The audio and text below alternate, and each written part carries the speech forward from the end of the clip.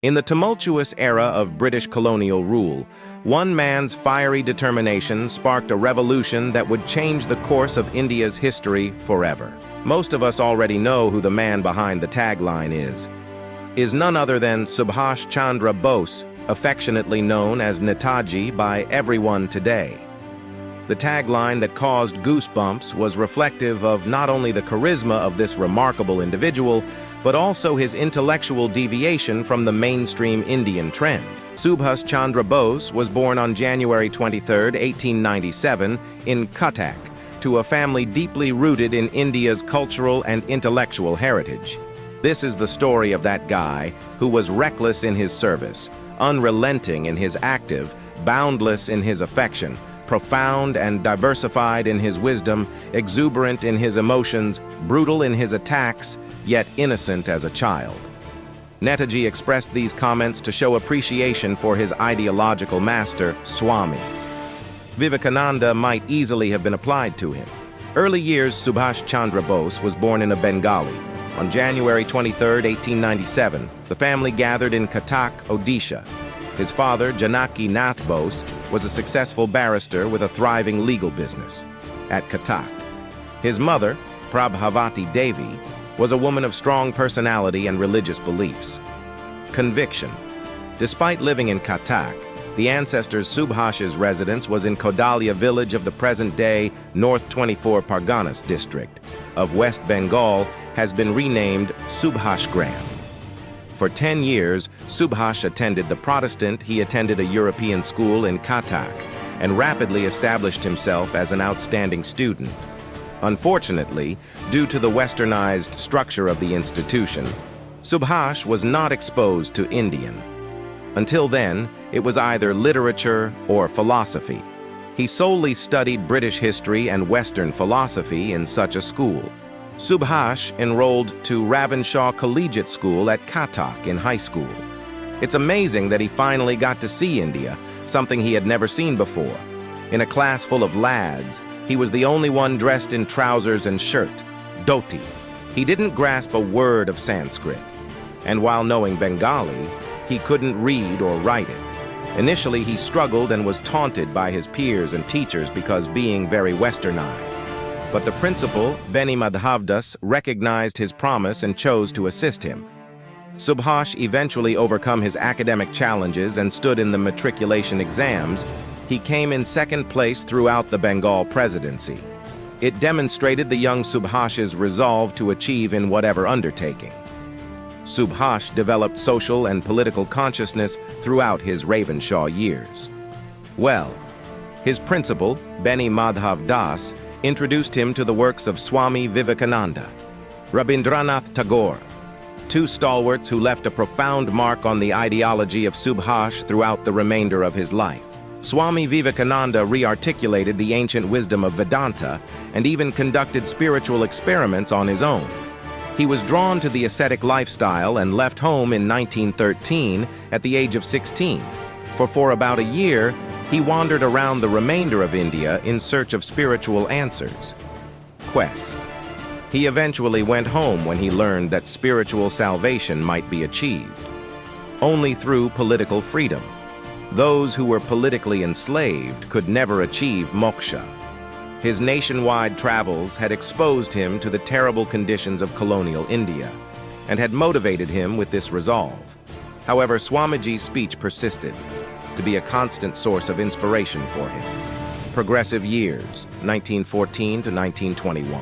In 1914, he was admitted to Presidency College of Calcutta University to pursue a BA, honors in philosophy. However, he was expelled from college after only 1 year because to his suspected involvement in the manhandling of Professor Otten for his racist remarks about Indians. In addition, he was responsible for beating an Indian student. While his contribution to the situation was not beyond doubt, his active participation in the student community and vocal criticisms against the college administration had already made him a target of the authorities.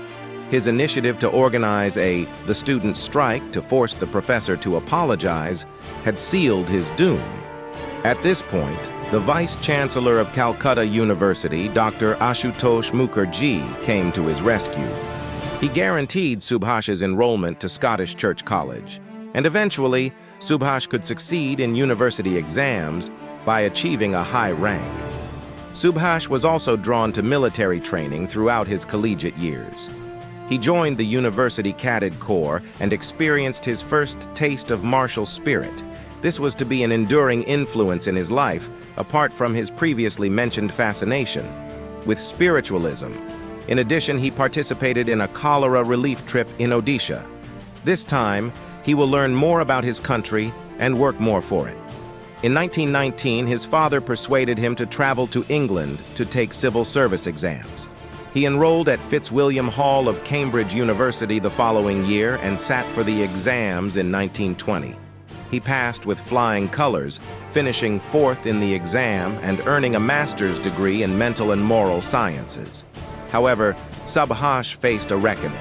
Until then, he had obeyed his father's orders. But now, he realized that this was not the life he desired. He learned of the horrifying atrocities committed by the British in Punjab. He was certain that he could never serve the colonial state, which was ravaging his everyday "I see my countrymen."